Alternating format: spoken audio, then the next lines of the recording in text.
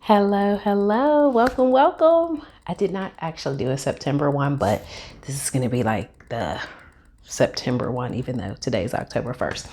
So hello, my name is Michelle. I'm a 49-year-old part-time teacher who now is focusing on real estate investing, and I also have a teacher pay teacher store that focuses primarily on like high school and middle school ELA resources and like some movie guides and stuff. So as you can tell from the title, I am attempting to budget using some of the velocity banking principles. So I'm definitely not doing velocity banking to the letter, because if you've seen some of my previous videos, then you already know I've had some moments with like paying large amounts on credit cards, and then because my credit is shaky, then they drop my limit, and so I don't play those games. But what I do is I have been doing bill matching. So I've taken that idea from velocity banking, and so the two bills that I'm matching are my Old Navy and my American Express. If you see me looking down, I'm looking at the numbers. So my first one is Old Navy, and the minimum payment for Old Navy is $118.59. And how I cover that is I match the following bills. I do T-Mobile, which is like $66.36.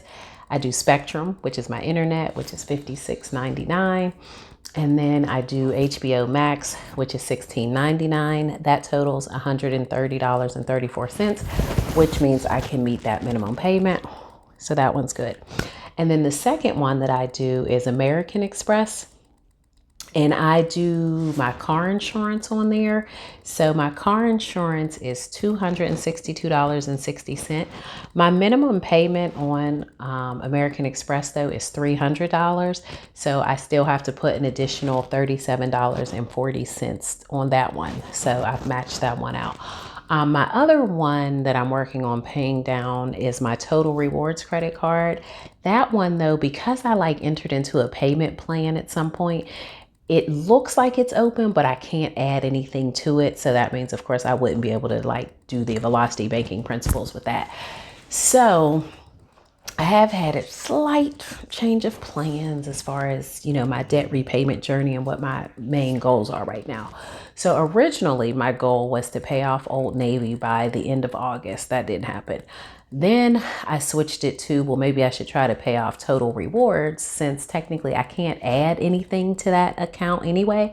So maybe I should just focus on that. Well, then, because I am dipping my toe into the world of real estate, in particular buy and hold, and then renting out to Section 8 tenants. Currently I have, originally I had one house, and I'm actually doing rent by the room on that house. Well, 2 weeks ago, I bought a duplex. And how I was able to pull that off is back in October of 2023, which was last year. I sold my primary residence, took the proceeds from that, put it in a savings account, held it because I knew that I wanted to grow my real estate portfolio. So it took me almost a year, but I found a duplex actually. It was very reasonable. It needs a lot of work, but it was very reasonable. It was like under $40,000. And so now that I've just bought this duplex, my whole focus has changed, because clearly the faster I can get this house fixed up and rented, that means the faster I can get the rental income coming in. So now I am literally just treading water with this bill matching. So I'm not making any extra payments. I'm just covering my bills with the bill matching. And then once I get the houses up and running, then I'll switch back and see who I can pay off. But hopefully I'll be able to get at least one side of the duplex fixed up by May of 2025. And then once I get that side rented, then I can use some of that money to help fix up the other side. So that's kind of like my new focus right now. I've been looking for grants. I've been trying to apply for some different programs. One that I would qualify for. The problem is, though, you have to have insurance on the place to qualify for the loan. But it's a very cool program where it's like 0% interest. You have to agree to rent to a low income tenant, which is perfect for me since, I'm focused on Section 8 anyway. But I'm having kind of a difficult time right now trying to insure a vacant property. So fingers crossed that I'm able to pull that off, so that way I can have, use that money to help fix up the house. And then the other thing that I have recently done is I enrolled back in school. So I'm working on getting possibly a degree in like small business management. I think it would really help me as I transition from teaching into real estate. So we'll see how that goes. But yes, so just as an update, the velocity banking that I'm doing at this point is literally just bill matching. I will still come on once a month, I guess, to give you an update. I don't know. I don't think people are watching my channel for real estate updates. So I don't know if, people want to come along on that journey, because truly I have no idea what I'm doing. I haven't even seen the house. I just bought it off of Zillow, and thank God it's what it looked like on Zillow. But I had some amazing team help me out. So I'm very happy about that. And of course, I'm super duper excited because now this is a whole different level of real estate because I've never done a major renovation. So I'm in the process right now of like gathering bids and mapping out timelines and the budget and, all that kind of stuff. So it's definitely coming together. So again, I'm holding off on the debt repayment right now because all my extra money is going into a savings account so that I can hopefully use that money to fix up the house.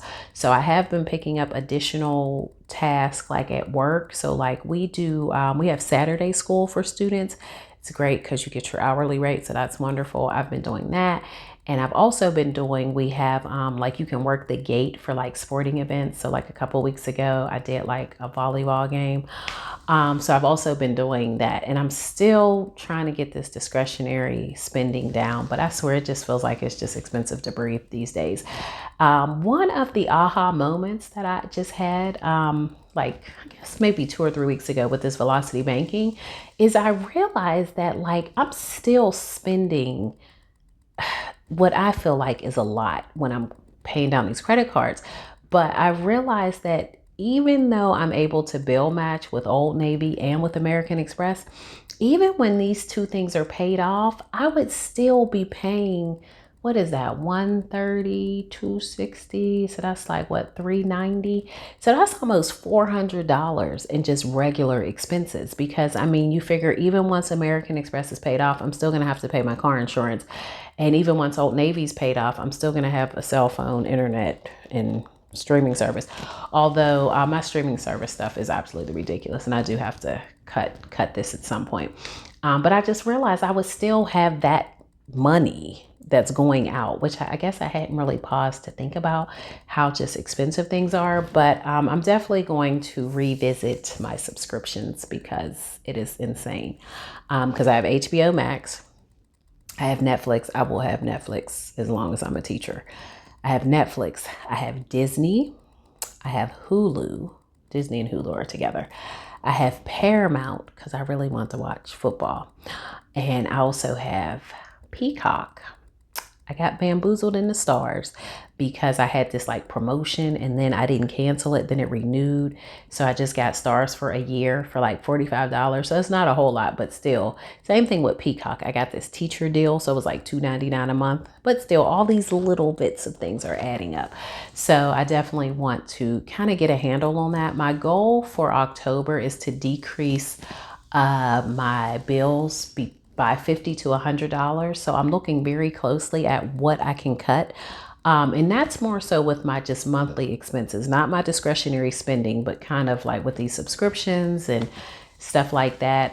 If I could cut that by at least $50, I would love that. 100 would be great.